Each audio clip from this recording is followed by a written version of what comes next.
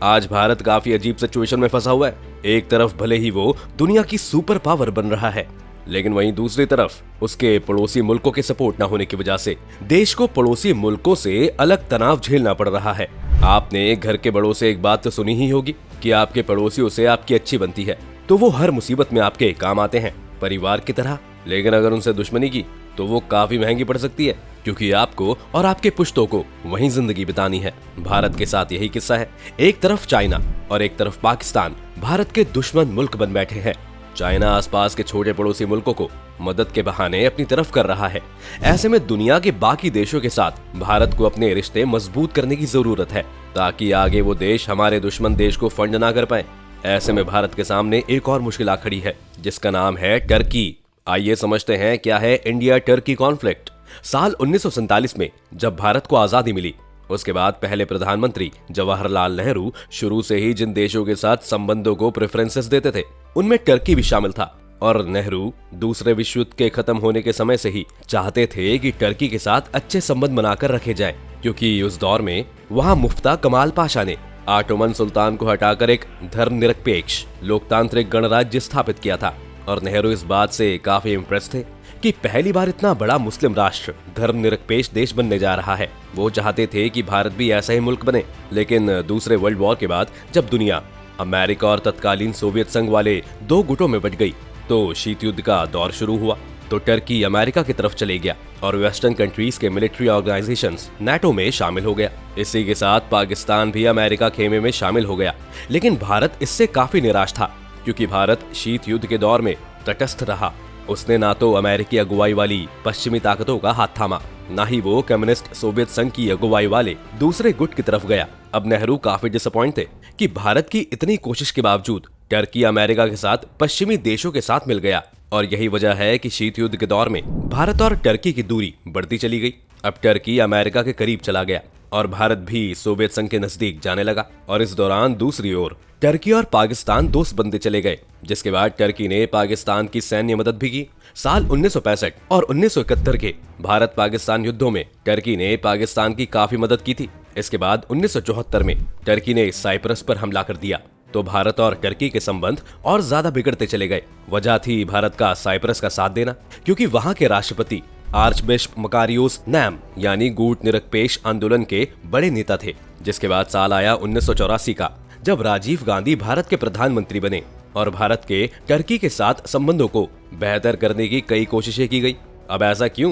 कि इसकी एक बड़ी वजह थी कश्मीर का मुद्दा, जो 80 के दशक के आखिर में जोर पकड़ने लगा था। उस वक्त मुस्लिम देशों के संगठन IOC ने कश्मीर में ह्यूमन राइट्स की सिचुएशन की जांच पड़ताल के लिए एक समूह बनाया था, और टर्की और सऊदी अरब जैसे देश उसमें काफी एक्टिव भी दिख रहे थे। तो उस वक्त भारत को लगा कि टर्की से करीबी बहुत काम आएगी, और रिश्ते बेहतर करने के इरादे से नरसिम्हा राव और अटल बिहारी वाजपेयी जैसे प्रधानमंत्रियों ने टर्की का दौरा किया।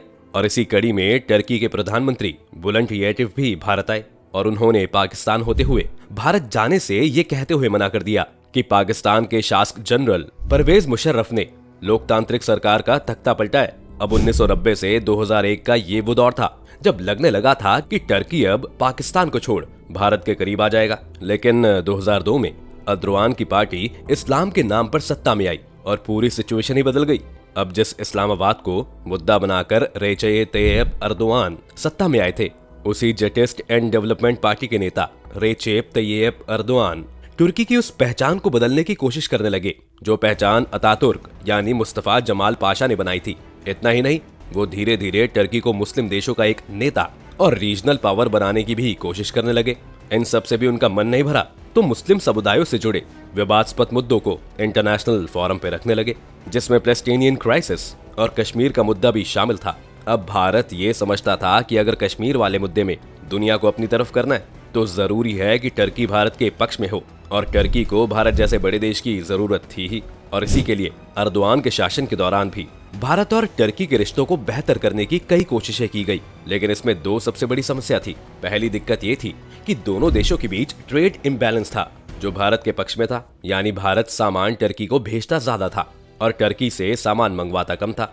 तो यहाँ टर्की चाहता था कि इसे दुरुस्त किया जाए, भारत अपना आयात बढ़ाए और साथ ही मिडिल ईस्ट में टर्की के साथ मिलकर नए प्रोजेक्ट्स पर काम भी करे। दूसरी समस्या ये थी कि टर्की के पास अपना तेल गैस नहीं है। इसी वजह से वो न्यूक्लियर पावर या परमाणु बिजली बनाने की तैयारी करना चाहता था, क्योंकि उनके यहाँ उसी तरह से थोरियम मौजूद है जिस तरह से भारत में केरल में पाया जाता है। तो टर्की चाहता था कि भारत उन्हें थोरियम से बिजली बनाने की तकनीक दे, मगर भारत ने इससे साफ इनकार कर दिया। और इसी सब के चलते अर्दोआन खुद 2 बार दिल्ली आए थे, साल 2017 और 2018 में, लेकिन भारत ने उसकी कोई शर्त नहीं मानी और वो नाराज होकर चले गए कि भारत के साथ उम्मीद रखना बेकार है। और यही वजह थी कि एक तरफ जहां भारत की नजदीकियां इजराइल, सऊदी अरब, संयुक्त अरब इमारात और अमेरिका जैसे देशों के साथ बढ़ती चली जा रही थी, वहीं टर्की भारत से दूर होता चला गया। इतना ही नहीं, भारत और टर्की के बीच एक और मुद्दे पर दोनों देशों के बीच कड़वाहट बढ़ी जब टर्की में साल 2016-17 में बगावत हुई।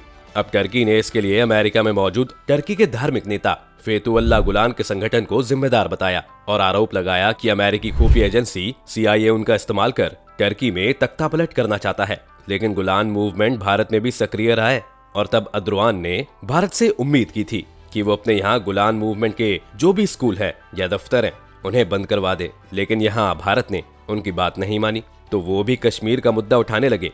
दरअसल भारत से रिश्ते ना बनते देख टर्की के राष्ट्रपति अर्दोआन ने अपना ध्यान अब मुस्लिम देशों के नेता बनने पर लगा दिया। यही वजह है कि कभी वो कतर की घेराबंदी पर सऊदी अरब को धमकाता है, तो कभी गजा पट्टी की घेराबंदी के दौरान वहां के फिलिस्तीनी लोगों की मदद के लिए जहाज से सहायता भेजता है, तो कभी वो हाविया सोफिया को मस्जिद बनाकर अपने आप को इस्लामिक ताकत बनाने की कोशिश कर रहा है, और कभी मुसलमानों के ह्यूमन राइट्स के कथित दमन वाले मुद्दों को जोर शोर से उठा रहा है। इस्लामिक देश होने की वजह से टर्की पाकिस्तान का बड़ा दोस्त बन गया, लेकिन ये कोई अभी की दोस्ती नहीं है। दरअसल टर्की और पाकिस्तान की दोस्ती शीत युद्ध के जमाने से शुरू हुई थी, क्योंकि ये दोनों देश रूस के खिलाफ जारी छद्दा जंग में अमेरिका के सहयोगी थे और अमेरिका ने रूस के खिलाफ इन्हीं दोनों देशों का सबसे ज्यादा इस्तेमाल किया। और 1947 के भारत पाकिस्तान बंटवारे के बाद से ही टर्की ने पाकिस्तान को अपना दोस्ताना मान लिया था, क्योंकि इसकी सबसे प्रमुख वजह इस्लाम के नाम पर दोनों देशों की स्थापना थी। और यही वजह है कि कश्मीर मामले में टर्की बढ़ चढ़कर पाकिस्तान के साथ और भारत के खिलाफ बोलता है। पिछले साल भी यही हुआ जब टर्की के राष्ट्रपति रेसिप तैयप एर्दोगन ने संयुक्त राष्ट्र महासभा में एक बार फिर कश्मीर का मुद्दा उठाया। यहाँ उनका कहना था कि भारत और पाकिस्तान 75 साल पहले आजाद हुए थे, लेकिन इसके बीच अभी तक शांति नहीं हो सकी है और उन्हें कश्मीर में स्थायी शांति और समृद्धि कायम होने की कामना भी की। आपको जानकर हैरानी होनी चाहिए कि एर्दोगन पहले भी कश्मीर को लेकर जहर घोल चुके हैं, लेकिन हर बार भारत ने टर्की के राष्ट्रपति की बयानबाजियों की कड़ी आलोचना की है।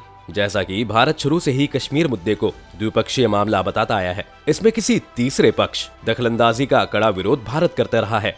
इसके बावजूद एर्दोगन अपने हरकतों से बाज नहीं आए और कुछ महीने पहले ही उन्होंने समरकंद में शंघाई सहयोग संगठन की बैठक के दौरान प्रधानमंत्री नरेंद्र मोदी से मुलाकात की थी। तब ऐसा लगने लगा था कि शायद अब तुर्की और भारत के रिश्ते बेहतर होंगे, लेकिन एर्दोगन ने कश्मीर मुद्दा छेड़कर दोनों देशों के बीच बने पॉजिटिव माहौल को पूरी तरह खराब कर दिया। और यहाँ ज्यादा ध्यान देने वाली बात यह है कि पाकिस्तान और टर्की पिछले कुछ दशकों से आपसी संबंधों को काफी तेजी से मजबूत कर रहे हैं और एर्दोगन के हाथ में टर्की की सत्ता आने के बाद इनमें और ज्यादा नजदीकी आई हैं।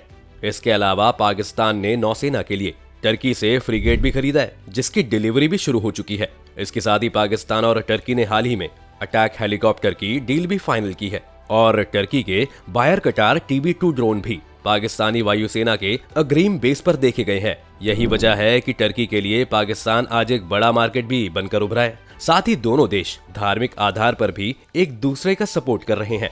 ये दोस्ती इतनी बढ़ गई थी कि टर्की ने इस्लामिक जगत का नेता बनने के लिए पाकिस्तान के कंधे पर बंदूक रखने की कोशिश की थी, लेकिन सऊदी अरब के गुस्से के कारण यह प्लान सक्सेसफुल नहीं हो पाया। तो टर्की दोस्त है या दुश्मन? इसका जवाब शायद ये होगा कि दोनों ही देश फिलहाल अपनी अपनी होड़ में लगे हैं और दोनों ही एक दूसरे को परेशान करने की कोशिश करते रहते हैं। जिस तरह से भारत बड़ी ताकत बनने की कोशिश कर रहा है, वैसी ही कोशिश टर्की भी कर रहा है। दोस्तों, आपको क्या लगता है, भारत को टर्की के साथ संबंध अच्छे करने चाहिए या उसे इग्नोर करना चाहिए? हमें अपनी राय कमेंट सेक्शन में जरूर बताएं। साथ ही अगर आपको ये वीडियो पसंद आई हो तो वीडियो को लाइक और शेयर करें। साथ ही हमारे चैनल को सब्सक्राइब करना बिल्कुल ना भूलिएगा।